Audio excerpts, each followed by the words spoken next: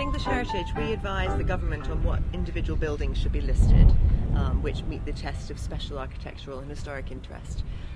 And it's only English Heritage who can advise on listing, and it's government that actually does the listing. So we advise, and the Secretary of State decides what should be listed.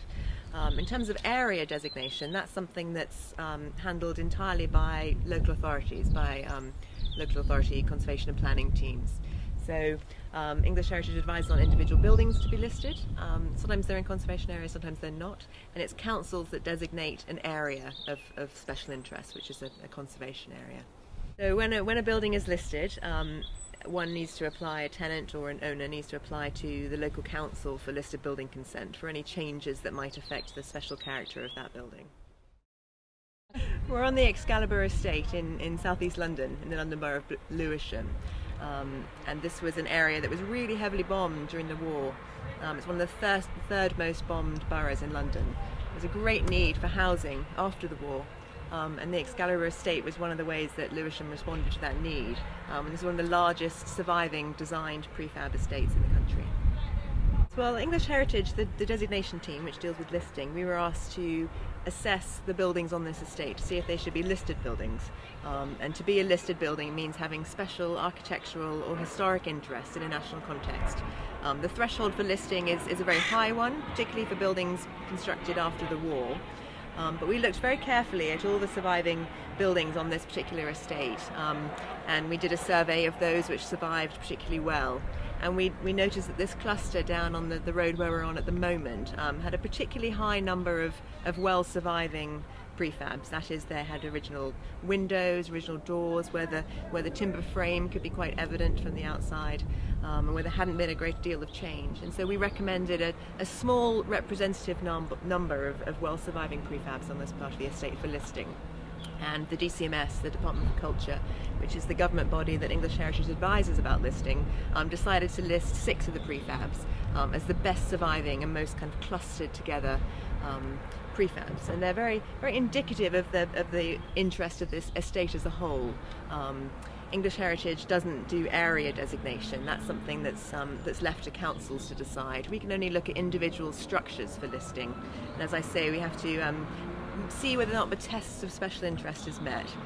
We felt like these particular prefabs did meet that test for their degree of survival, for their special architectural interest, and for their special historic interest, for the way that they reflect this really important period of British history just after the war, when there was this great housing shortage and a need for people to be quickly housed in very economical houses.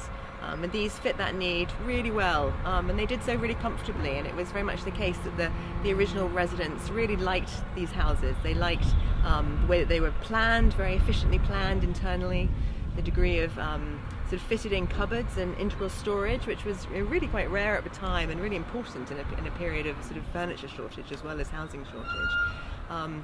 And they're also really stylish buildings. They were starting to employ sort of ideas of modernism, particularly these Uniseco type prefabs. The prefabs on this estate, there are 2 different types, but they're all made by the Uniseco company. Selection Engineering Company was the company that manufactured them.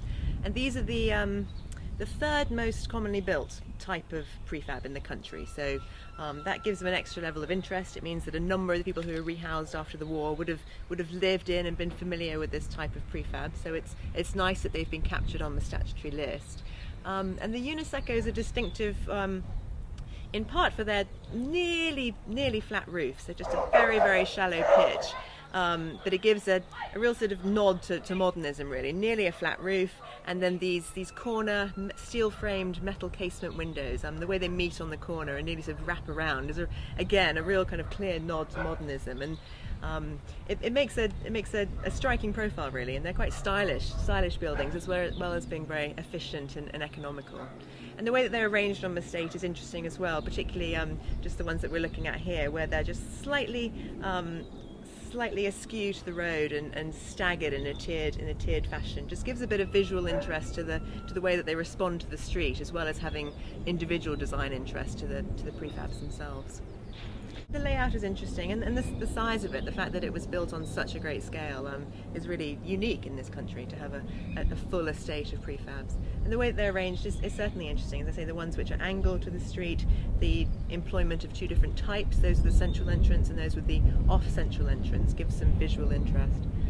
And also the network of alleys and the way that they're set back from the street with quite generous gardens. Those were all the temporary housing programme, which was set up in 1944, and that was a government initiative to build, as I say, vast numbers of prefabs. And over 156,000 were built after the Act was passed in 1944 up until 1949, which are really huge numbers. And I think it was in the mid-1970s only about 10,000 of those survived.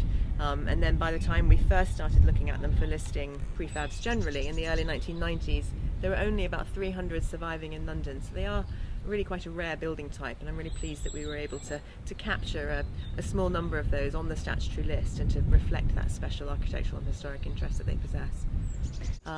If other examples come to light, it's the kind of building type that we would look at if they were under threat, individual ones elsewhere in the country. So it might be the case that others might be listed in the future, again, if those very high tests of special interest were met. There is quite a large group captured on the national list, as we call it, the National Heritage List for England, in Birmingham, and they've been listed for some time. And again, that's another particularly well surviving group, picturesque, characterful ensemble of houses, so those have been listed as well.